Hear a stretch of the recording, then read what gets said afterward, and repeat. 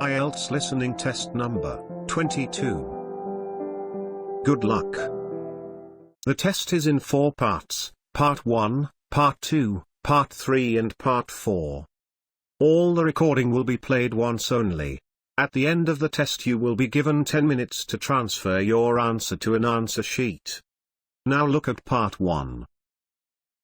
Part 1. You are going to hear a conversation between Angela and Mr. Ray. Angela is applying to join the library. Listen to the conversation and complete the form below. First, you have some time to look at questions 1 to 5.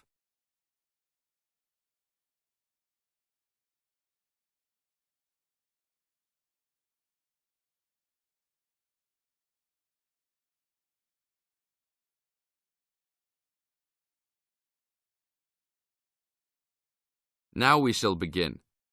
You should answer the questions as you listen, because you will never hear the recording a second time. Hello, how can I join the library? Well, you need to make an application. Would you like to do it now? Yes, if I can. One moment and I'll get the form. Now, I just need to ask you a few questions before you sign at the bottom. Okay. Your full name, please. Angela Mary Price. Price? Yes, that's right. Okay, and your address? Apartment 3, 86 Bridge Street, Pimlico. Bridge Street. That's just near here, isn't it? Yes, not very far. Good. So the postcode must be 2065, right? Yes, that's right. Now, your telephone number. I need both home and work if you have them. My home number is 8763-5142, and work is 8456-1307. Do you need anything else, like ID or something? Yes, your driver's license will do, if you have one. Right. It's easy to remember. I know it by heart. 4040AC. I'm afraid I'll also need to see it. Okay, here it is. Thanks. And your date of birth, please? 24 March 1981. Okay, thanks. That's the most important part completed. But if you don't mind, I'd also like to ask you a few questions for a survey we're conducting. Yes, that's okay. Now you have some time to read questions 6 to 10.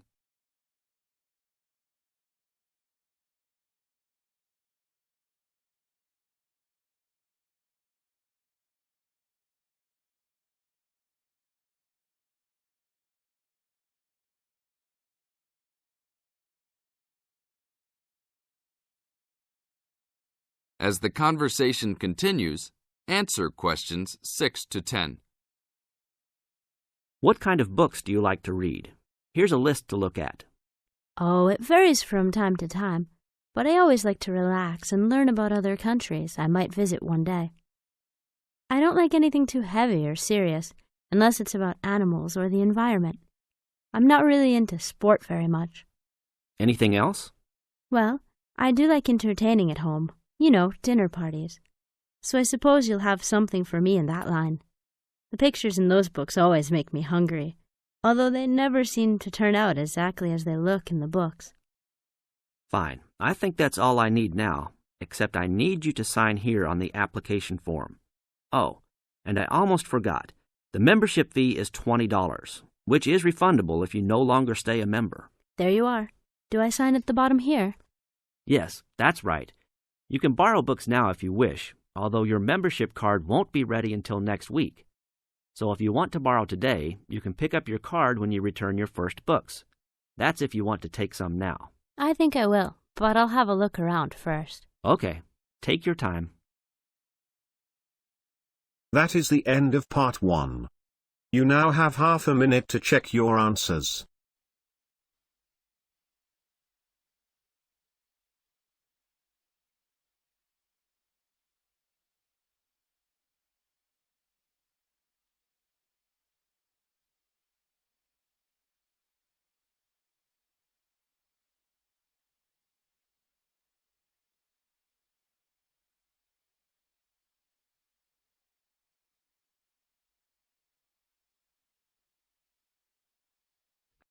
Now turns to Part 2.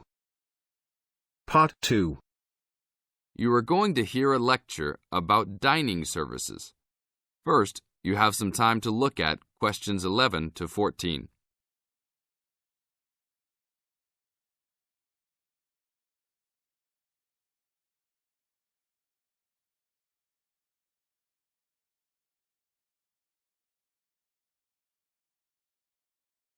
Now listen to the tape and answer questions 11 to 14. Welcome to the Dining Commons. This is the newest facility on campus, and I'm proud to say, also one of the best. I know that all university students miss eating home-cooked food. Well, this year, we are hoping to provide students with food and services that will make you feel at home, even without your family. The administration has been listening to the voice of the students.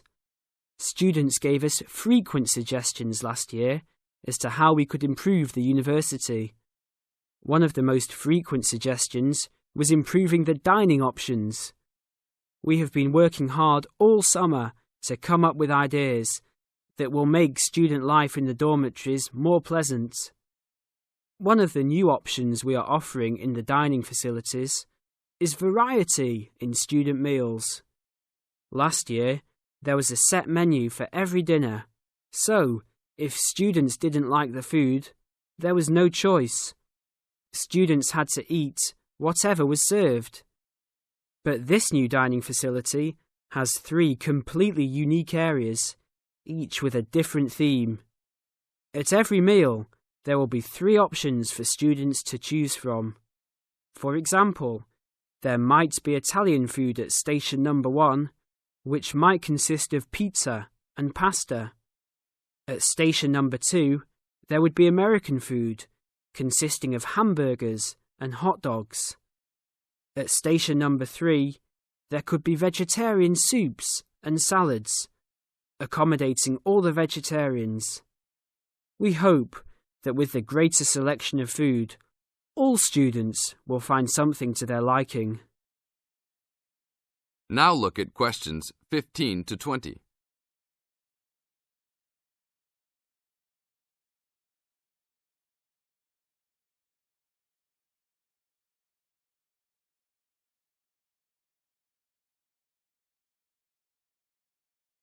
Now listen to the tape and answer questions 15 to 20.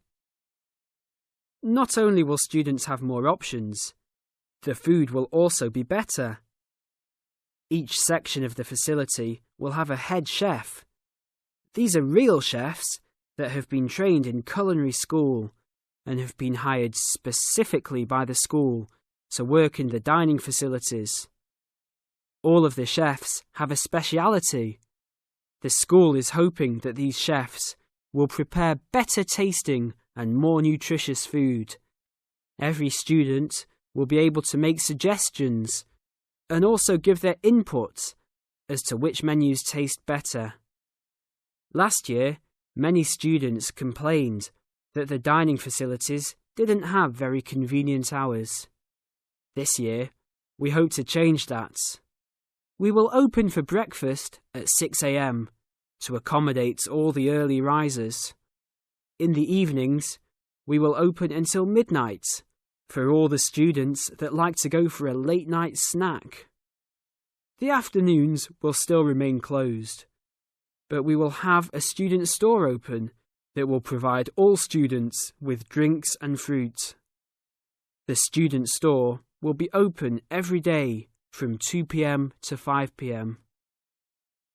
Every student that has paid full tuition and dormitory fees has already paid for their dining facility fees. Students can eat at any time and in any amount for free. If you are a student that does not live in a dormitory, you can still purchase a dining facility card. This card will entitle you to the full services of the dining facility. This card is available only for students and is not open to the general public. If you are not a student and wish to dine here, you must purchase meals at the door. There are a few rules to follow. Even though we do not limit the amount of food that can be taken, we do not want students to waste food. Please do not take more than you can eat. Also, every student must clean his or her own trays and plates. We will provide plates and trays for student use, but please do not abuse these items. Please do not leave your plates on the tables. Your parents are not here to clean up after you anymore, so I hope all students will be responsible. Thank you for your attention and enjoy the upcoming year. That is the end of part 2. You now have half a minute to check your answers.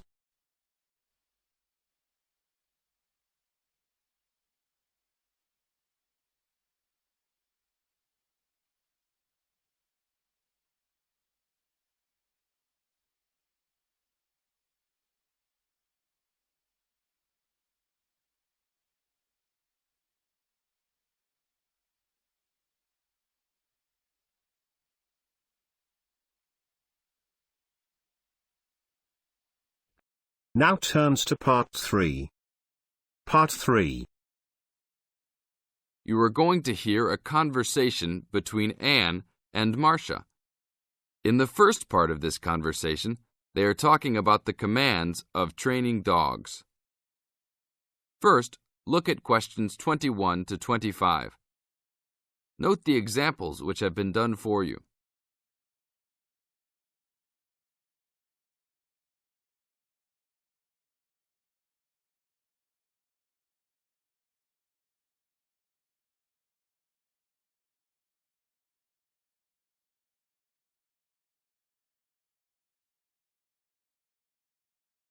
Now listen to the first part of the conversation and answer questions 21 to 25. Complete the table showing different commands for different forms of dog training. So that research paper we have to do next, the one about how are different styles of training dogs, how do you think you'll approach writing it? You know, I've been thinking about it. I feel that the best way to write it is to divide the paper into 2 main parts. In the first part, we'd be analysing some examples of each style of training dogs. Right, what the styles are. After that we can talk about how each style can be used so that the dogs learn something different from each one. Indeed. Maybe we could draw a chart and compare examples of each style of training, one at a time. So the different kinds of training would be simple obedience training. There you would have things like teaching them to sit, stay in one place and so on. Right. So included in here would be simple audio commands like speak. Yes, basic commands are just spoken words, aren't they? And then there would be the more guard-oriented training, where the dogs are trained to know a specific place well. Patrolling and barking are probably the best examples, because most people have seen them in many places, especially in homes. And this would lead us to the attack dog training, which is physical as well as spoken, training the dog to knock someone down, and even biting if they have to. Right, so there's another category as well, sniffing dogs, which make up the searching category. I've read that in the UK, every major airport and government building has these dogs to search for all kinds of dangerous items. In the second part of the conversation, Anne and Marcia talk about all kinds of training and what kind of dogs they are suitable to. Look at questions 26 to 30.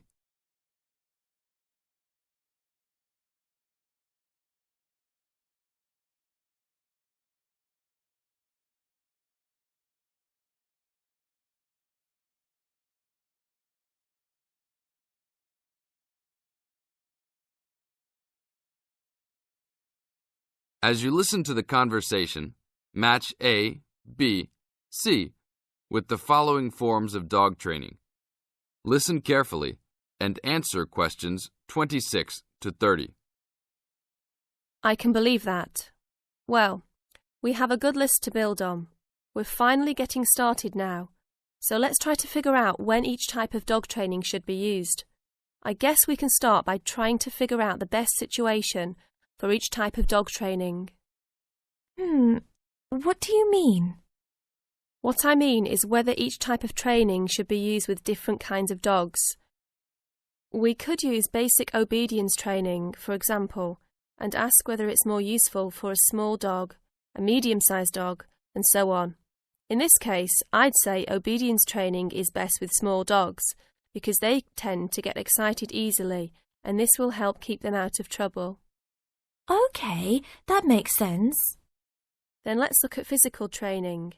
Even though some people think it's ideal for every breed of dog, I think it's better suited to the larger kinds. Small dogs usually just aren't smart enough to understand the physical commands, and they can even get hurt from them. The specialised sniffing training is the same. I think they're better with the more intelligent breeds of dogs, and they're hardly ever useful with really small dogs. Attack training, however, can be useful for every kind of large dog, as long as the dog is treated well and given a lot of care and attention. All right, and what about guard training? Barking is an ideal way for small dogs to guard a home. I know they aren't big enough to stop a person, but making some noise is often all a dog needs to do. Other kinds of guard training like biting, though, are different. I'd always plan to teach those to a smart dog, give them a chance to use their brains and defend their homes. I'd have to agree. Trainers often just teach large dogs to bark at a person when they think something isn't right. But if they know how to use physical skills in a bad situation, they could save their owner's life someday. Yes, I suppose that different people would have different needs for their pets. Right, and different trainers would recommend different methods for different breeds. That is the end of part 3. You now have half a minute to check your answers.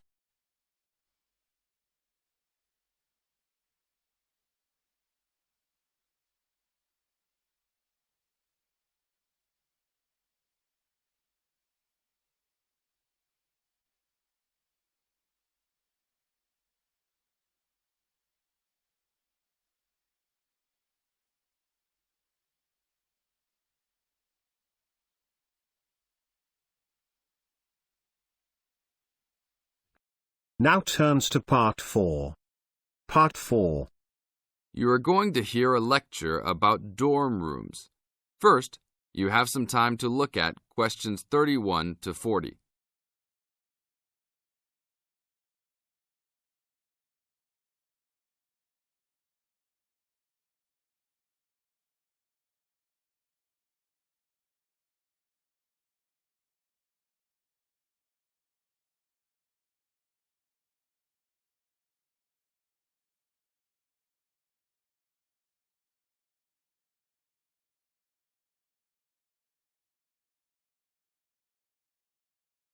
Now listen to the tape and answer questions 31 to 40. Welcome to your new home for the upcoming year. These dorm rooms are among the best in the nation and are the newest ones at this school. So I hope you will all learn to appreciate them and take good care of all the facilities here. I am Gina, and I will be residential advisor in this building for the year. Today I am going to tell you about some of the programs and facilities that are available to you. I will also be telling you the rules that everyone is expected to abide by. I will be asking you to give me your full attention for the next few minutes. I will first tell you about the facilities that are available to you. The dining facility is located on the first floor of the building. It is open 7 days a week from 7 a.m. to midnight. All the food offered to students is freshly made every day, and my own opinion is that the food is actually quite good. Feel free to come and grab a banana for breakfast or sit down with a group of friends for dinner. Although your meals are served buffet style, please do not waste food. All students are expected to clean their own tables after meals. In the basement of this building, there is a gym and recreational hall. The gym has workout equipment such as treadmills and weight sets. In the recreational hall, there are ping-pong tables and a pool table for student use. You must sign in when using this equipment, and you will be held responsible for any damages or losses.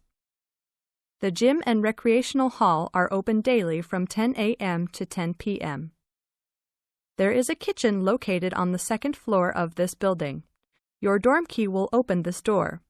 Inside there is a refrigerator, a microwave, an oven, and a stove. This room is open 24 hours a day, 7 days a week.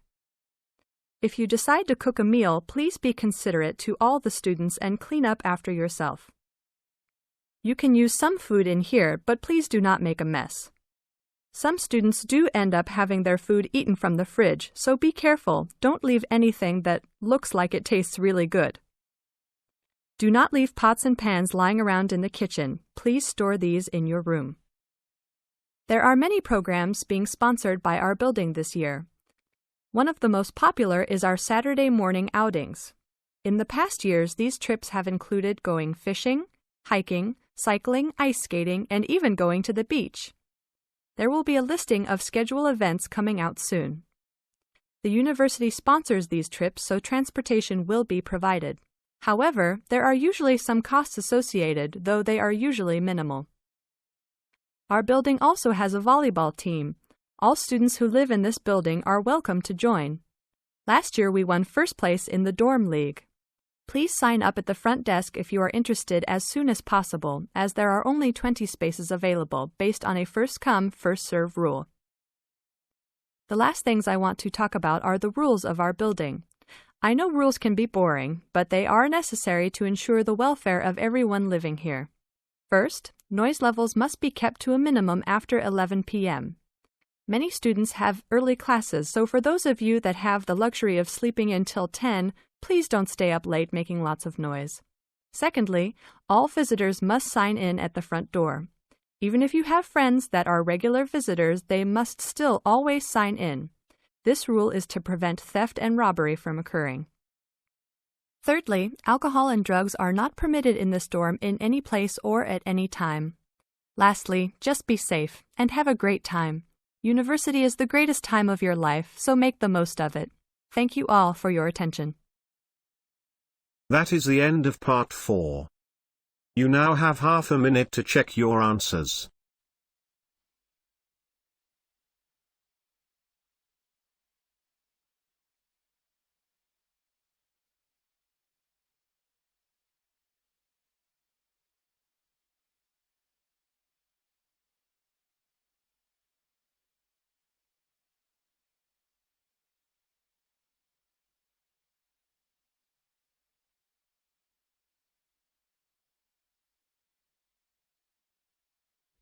That is the end of the listening test.